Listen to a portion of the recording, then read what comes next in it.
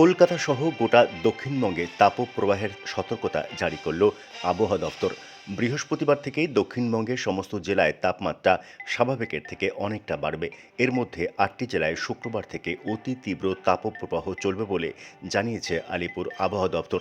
কয়েকটি জায়গায় শুক্রবারই রাজ্যের সর্বোচ্চ তাপমাত্রা ৪৬ ডিগ্রি ছুঁতে পারে বলে আশঙ্কা করা হচ্ছে। মঙ্গলবারই রাজ্যের সর্বোচ্চ তাপমাত্রা প্রায় ৪৩ ডিগ্রি ছুঁয়ে ফেলেছিল। পশ্চিম বর্ধমানের পানাগড়ে পারদ চড়েছিল ৪২.৮ ডিগ্রি সেলসিয়াস পর্যন্ত। বুধবার আবহাওয়া দপ্তর জানিয়েছে, আগামী রবিবার পর্যন্ত দক্ষিণবঙ্গের সমস্ত জেলায় তাপমাত্রা আরও প্রায় ২ থেকে ৩ ডিগ্রি বাড়বে। এর পাশাপাশি শুক্রবার থেকে দক্ষিণবঙ্গ জুড়ে শুরু হবে তাপপ্রবাহ।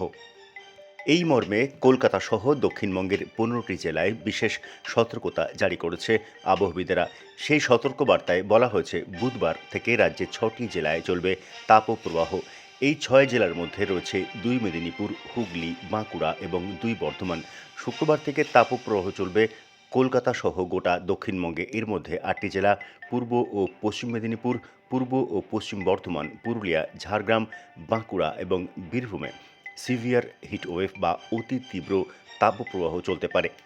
সাধারণত স্বাভাবিকের থেকে তাপমাত্রা প্রায় ৪.৫ ডিগ্রি বেশি হলে তাপপ্রবাহ পরিস্থিতি তৈরি হয়, আর স্বাভাবিকের থেকে ৪.৫ ডিগ্রি বেশি হলে তৈরি হয় অতি তীব্র তাপপ্রবাহ পরিস্থিতি। আবহাওয়া দপ্তর জানিয়েছে, আগামী দুদিন দক্ষিণবঙ্গে তাপমাত্রা স্বাভাবিকের থেকে ২ থেকে ৫ ডিগ্রি বেশি থাকবে, আর পরের ৩ দিনের পারদ থাকবে স্বাভাবিকের থেকে ৪ থেকে ৭ ডিগ্রি বেশি।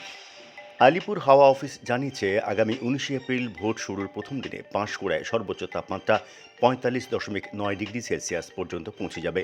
তবে দক্ষিণবঙ্গের তাপপ্রবাহের সতর্কতা থাকলেও উত্তরে তেমন কোনো পরিস্থিতির পূর্বাভাস দেওয়া হয়নি। উত্তরবঙ্গের কয়েকটি জেলায় বরং বৃষ্টির পূর্বাভাস দিয়েছে হাওয়া অফিস। আর এই গরমকে কেন্দ্র করেই গরমের ছুটি এগিয়ে আনার সিদ্ধান্ত নেওয়া হয়েছে। এর আগে সরকারি স্কুলগুলিতে গরমের ছুটি পড়ার দিন ঠিক হয়েছিল ৬ই মে। তবে এবার সব ঠিক থাকলে আগামী ২২শে এপ্রিল অর্থাৎ আগামী সপ্তাহ থেকেই গরমের ছুটি পড়বে স্কুলগুলিতে।